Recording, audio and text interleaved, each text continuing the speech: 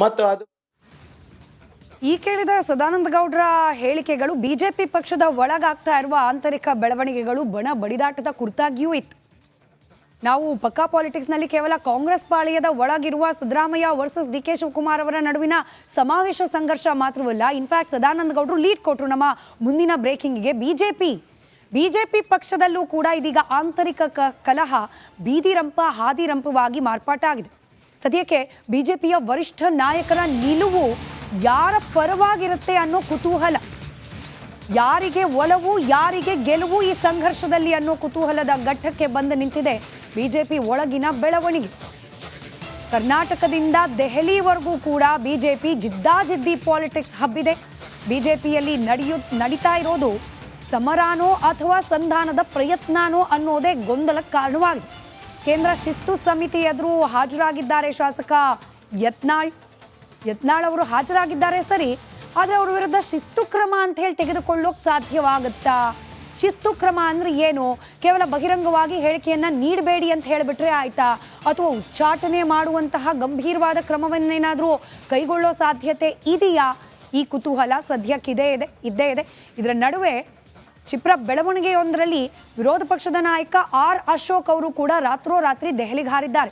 High command ನಾಯಕರೇ in fact ಅವರನ್ನ ಕರೆಸ್ಕೊಂಡಿದ್ದಾರೆ ಅನ್ನೋ ಮಾಹಿತಿ ಇದೆ. ನಡ್ಡಾ ಅವರನ್ನು ಭೇಟಿಯಾಗಿದ್ದಾರೆ ಆರ್ ಅಶೋಕ್ ಅವರು. ಆ ಸಂದರ್ಭದ ದೃಶ್ಯವನ್ನು ಒಂದ್ ಕಡೆ ಗಮನಿಸ್ತಿದ್ದೀರಿ, ಮತ್ತೊಂದು ಕಡೆ ರೆಬಲ್ಸ್ ಟೀಮ್ ದೆಹಲಿಯಲ್ಲಿ ಸತತವಾಗಿ 3ನೇ ದಿನ ಇವತ್ತು ರೆಬಲ್ಸ್ ಟೀಮ್ ಕೂಡ ದೆಹಲಿಯಲ್ಲೇ ಬೀಡು ಬಿಟ್ಟಿದೆ. ಯತ್ನಾಳ್ ಅವರು ಬಿಜೆಪಿಯ ಶಿಸ್ತು ಸಮಿತಿಯ ಅಧ್ಯಕ್ಷರ ಮುಂದೆ ಹಾಜರಾಗಿದ್ದಾರೆ. ಹೀಗಾಗಿ ತೀವ್ರ ಕುತೂಹಲಕ್ಕೆ ಕಾರಣವಾಗಿದೆ ಬಿಜೆಪಿ ಒಳಗಿನ ಬೆಳವಣಿಗೆ ಕೂಡ.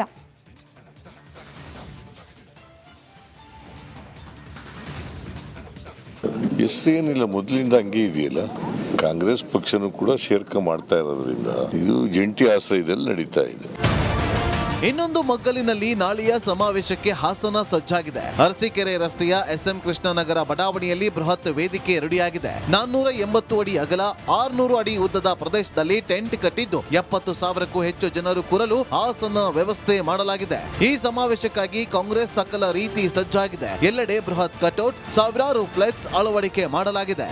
ಒಟ್ನಲ್ಲಿ ಹಾಸನ ಸಮಾವೇಶಕ್ಕೆ ವೇದಿಕೆಯೇನೋ ಮಸ್ತ್ ಆಗಿ ರೆಡಿಯಾಗಿದೆ. ಆದ್ರೆ ಕಾಂಗ್ರೆಸ್ನಲ್ಲಿ ಹೊಂದಾಣಿಕೆ ಹೇಗಿರುತ್ತೆ ಅನ್ನೋದೇ ಸದ್ಯದ ಕುತೂಹಲ. Bureau report, republic Kannada.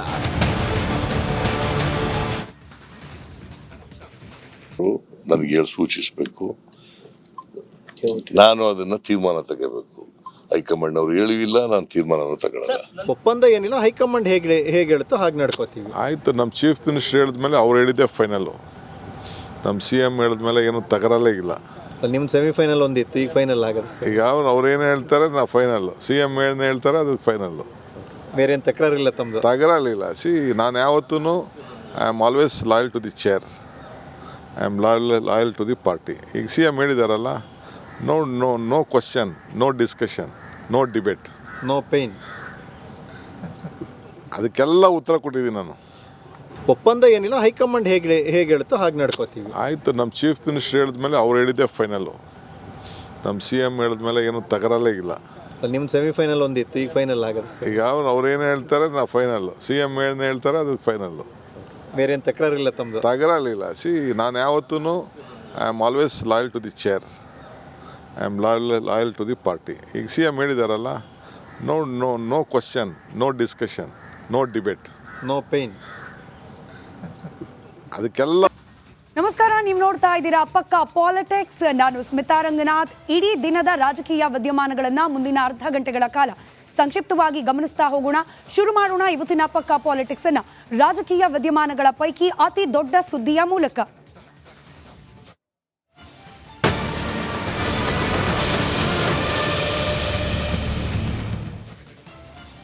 ಕಾಂಗ್ರೆಸ್ನಲ್ಲಿ ಇದೀಗ ಸಮಾವೇಶದ ಪರ್ವ. ಸ್ವಾಭಿಮಾನಿ ಹೆಸರಲ್ಲಿ ನಡಿಬೇಕಾಗಿದ್ದ ಸಮಾವೇಶ ಇದೀಗ ಪಕ್ಷದ ಚಿಹ್ನೆ ಹಾಗೆ ಪಕ್ಷದ ಹೆಸರಲ್ಲಿ ನಡೀತಾ ಇದೆ. ಆದರೆ ಈ ಸಮಾವೇಶದಲ್ಲಿ ಯಾರ ಕೈ ಮೇಲಾಗುತ್ತೆ ಅನ್ನೋ ಕುತೂಹಲದ ನಡುವೆನೆ ಮತ್ತೊಮ್ಮೆ ಕಾಂಗ್ರೆಸ್ ಪಾಳ್ಯದಲ್ಲಿ ಮುಖ್ಯಮಂತ್ರಿ ಕುರ್ಚಿ ಮೇಲೆ ಕೂರೋರು ಯಾರು ಅನ್ನೋ ಚರ್ಚೆ ಕೂಡ ಪ್ರಾರಂಭವಾಗಿತ್ತು. ನೆನೆಮೊನೆಯಷ್ಟೇ ಡಿ.ಕೆ. ಶಿವಕುಮಾರ್ ಅವರು ರಾಷ್ಟ್ರೀಯ ಮಾಧ್ಯಮವೊಂದಕ್ಕೆ ಸಂದರ್ಶನ ನೀಡೋ ಸಂದರ್ಭದಲ್ಲಿ ಅಗ್ರಿಮೆಂಟ್ ಆಗಿದೆ ಅನ್ನೋ ಮಾಹಿತಿಯನ್ನ ಹೊರಹಾಕೋ ಮೂಲಕ ಹೊಂದಾಣಿಕೆ ಆಗಿದೆಯಾ ಅಧಿಕಾರ ಹಂಚಿಕೆಯಲ್ಲಿ ಅನ್ನೋ ಚರ್ಚೆಗೆ ಮತ್ತೊಮ್ಮೆ ಆಸ್ಪದ ಮಾಡಿಕೊಟ್ಟಿದ್ರು. ಆದರೆ ಡಿ ಕೆ ಶಿವಕುಮಾರ್ ಅವರ ಆ ಸಂದರ್ಶನದ ಹೇಳಿಕೆಗೆ ಕೌಂಟರ್ ಕೊಟ್ಟಂಗೆ ಇವತ್ತು ಮಾತನಾಡಿದ್ದಾರೆ ಮುಖ್ಯಮಂತ್ರಿ ಸಿದ್ದರಾಮಯ್ಯ. 5 ವರ್ಷ ನಾನೇ ಸಿಎಂ ಅಂತ ಹೇಳಿ ಮತ್ತೊಮ್ಮೆ ಮಗದೊಮ್ಮೆ ವಿಶ್ವಾಸದಿಂದ ಮಾತನಾಡಿದ್ದಾರೆ ಸಿದ್ದರಾಮಯ್ಯನವರು. ಒಪ್ಪಂದ ಪಾಲಿಟಿಕ್ಸ್ಗೆ ಸಿದ್ದರಾಮಯ್ಯ ಸತತವಾಗಿ ಎಳ್ಳು ನೀರು ಬಿಡೋ ಪ್ರಯತ್ನವನ್ನ ಮಾಡ್ತಾ ಇರೋದು ಗೋಚರವಾಗ್ತಾ ಇದೆ. ಸಿದ್ದರಾಮಯ್ಯ ಹೇಳಿಕೆಗೆ ಇದೀಗ ಡಿ ಕೆ ಶಿವಕುಮಾರ್ ಏನ್ ಹೇಳ್ತಾರೆ ಅನ್ನೋದು ಉಳಿದಿರುವ ಪ್ರಶ್ನೆ. ಡಿಸಿಎಂಗೆ ನೇರ ಕೌಂಟರ್ ಕೊಟ್ಟಿದ್ದಾರೆ ಸಿದ್ದರಾಮಯ್ಯನವರು. ಮುಖ್ಯಮಂತ್ರಿಯ ಮಾತು ಅನುಮಾನಗಳು 108 ಅನ್ನೋ ರೀತಿಯಲ್ಲಿತ್ತು. ಆದರೆ ಇವತ್ತು ಮತ್ತೊಮ್ಮೆ 5 ವರ್ಷಗಳ ಕಾಲ ನಾನೇ ಸಿಎಂ ಅಂತ ಹೇಳೋ ಮೂಲಕ ಸಿದ್ದರಾಮಯ್ಯನವರು ಯಾವುದೇ ಒಪ್ಪಂದ ಇಲ್ಲ, ಯಾವುದೇ ಹೊಂದಾಣಿಕೆ ಇಲ್ಲ, 5 ವರ್ಷಗಳ ಕಾಲ ನಿರಂತರವಾಗಿ ಮುಖ್ಯಮಂತ್ರಿಯಾಗಿ ನಾನೇ ಮುಂದುವರಿಯೋದು ಅಂತ ಹೇಳಿ ಮಾತನಾಡಿದ್ದಾರೆ.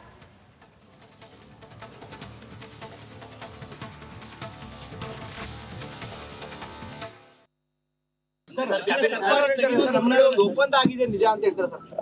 ಅಧಿಕಾರಕ್ಕೆ ಬರೋಕೆ ಮುಂಚೆ ನಮ್ಮ ನಡುವೆ ಒಂದು ಒಪ್ಪಂದ ಆಗಿದೆ ಅಂತ ಡಿ ಕೆ ಶಿವಕುಮಾರ್ ಹೇಳಿದ್ದಾರೆ ಸರ್. ನೋಡಪ್ಪ, ಯಾವ ಒಪ್ಪಂದನೂ ಆಗಿಲ್ಲ. ಹೈಕಮಾಂಡ್ ಏನ್ ತೀರ್ಮಾನ ಮಾಡ್ತದೆ ಅದಂತ ನಡ್ಕೊಳ್ಳೋದು ನಾವು. ಸದ್ಯಕ್ಕಾಗಲ್ಲ. ರೀಸಫಲ್ ಯಾರು ಹೇಳಿದ್ರು? ನಾವು ಹೇಳಿದ್ದೀವ? ನಾನಲ್ವ, ನನ್ನ ಪ್ರೆರಗೇಟಿವ್ ಅಲ್ವಾ? ನಾನು ಹೇಳಿದ್ದೀನ? ನನ್ ಕೇಳ್ತಾ ಇದ್ದೀರಿ, ಇಲ್ಲ ಅಂತ ಹೇಳಿದ್ಮೇಲೆ ಮುಗಿತಲ್ಲ. ಬೇರೆ ಎಣಿಸ್ತಿ ಮ್ಯಾಟರ್. ಹಿರಿಯ ಶಾಸಕರುಗಳೇ ಒಂದಷ್ಟು ಹೇಳ್ತಾ ಇದ್ದಾರೆ, ಅಂದ್ರೆ ನಮಗೂ ಕೂಡ ಈ ಸತಿ ಸಿಗುತ್ತೆ ಸಚಿವ ಸ್ಥಾನ. ನೋಡಪ್ಪ, ಯಾರು ಹೇಳ್ತಾರೆ ಅಂತಕ್ಕಂಥದ್ದು ಮುಖ್ಯ ಅಲ್ಲ. ಅಂತಿಮವಾಗಿ ಹೈಕಮಾಂಡ್ನವರು ನನಗೆ ಹೇಳಿ ಸೂಚಿಸಬೇಕು, ನಾನು ಅದನ್ನ ತೀರ್ಮಾನ ತಗೋಬೇಕು. ಹೈಕಮಾಂಡ್ ಅವ್ರು ಹೇಳಿಲ್ಲ, ನಾನು ತೀರ್ಮಾನ ತಗೊಳ್ಳಲ್ಲ. ಒಪ್ಪಂದ ಏನಿಲ್ಲ, ಹೈಕಮಾಂಡ್ ಹೇಗೆ ಹೇಳುತ್ತೋ ಹಾಗೆ ನಡ್ಕೋತೀವಿ. ಆಯಿತು, ನಮ್ಮ ಚೀಫ್ ಮಿನಿಸ್ಟರ್ ಹೇಳಿದ್ಮೇಲೆ ಅವ್ರು ಹೇಳಿದ್ದೆ ಫೈನಲ್ಲು. ನಮ್ಮ ಸಿ ಎಮ್ ಹೇಳಿದ್ಮೇಲೆ ಏನು ತಕರಲ್ಲೇ ಇಲ್ಲ. ನಿಮ್ಮ ಸೆಮಿಫೈನಲ್ ಒಂದಿತ್ತು, ಈಗ ಫೈನಲ್ ಆಗುತ್ತೆ. ಈಗ ಅವ್ರೇನು ಹೇಳ್ತಾರೆ ನಾವು ಫೈನಲ್ಲು, ಸಿ ಎಮ್ ಏನು ಹೇಳ್ತಾರೆ ಅದಕ್ಕೆ ಫೈನಲ್ಲು. ಬೇರೆ ಏನು ತಕರಾರಿಲ್ಲ ತಮ್ಮದು? ತಗರಲಿಲ್ಲ. ನಾನು ಯಾವತ್ತೂ I am always loyal to the chair, I am loyal to the party. ಈಗ ಸಿ ಎಮ್ ಹೇಳಿದಾರಲ್ಲ, no question, no discussion, no debate, no pain. ಅದಕ್ಕೆಲ್ಲ ಉತ್ತರ ಕೊಟ್ಟಿದ್ದೀನಿ ನಾನು. ಒಪ್ಪಂದ ಏನಿಲ್ಲ, ಹೈಕಮಾಂಡ್ ಹೇಗೆ ಹೇಳುತ್ತೋ ಹಾಗೆ ನಡ್ಕೋತೀವಿ. ಆಯಿತು, ನಮ್ಮ ಚೀಫ್ ಮಿನಿಸ್ಟರ್ ಹೇಳಿದ್ಮೇಲೆ ಅವ್ರು ಹೇಳಿದ್ದೆ ಫೈನಲ್ಲು. ನಮ್ಮ ಸಿ ಎಮ್ ಹೇಳಿದ್ಮೇಲೆ ಏನು ತಕರಲ್ಲೇ ಇಲ್ಲ. ನಿಮ್ಮ ಸೆಮಿಫೈನಲ್ ಒಂದಿತ್ತು, ಈಗ ಫೈನಲ್ ಆಗುತ್ತೆ. ಈಗ ಅವ್ರೇನು ಹೇಳ್ತಾರೆ ನಾವು ಫೈನಲ್ಲು, ಸಿ ಎಮ್ ಏನು ಹೇಳ್ತಾರೆ ಅದಕ್ಕೆ ಫೈನಲ್ಲು. ಬೇರೆ ಏನು ತಕರಾರಿಲ್ಲ ತಮ್ಮದು? ತಗರಲಿಲ್ಲ. ನಾನು ಯಾವತ್ತೂ I am always loyal to the chair, I am loyal to the party. ಈಗ ಸಿ ಎಮ್ ಹೇಳಿದಾರಲ್ಲ, no question, no discussion, no debate, no pain. ಅದಕ್ಕೆಲ್ಲ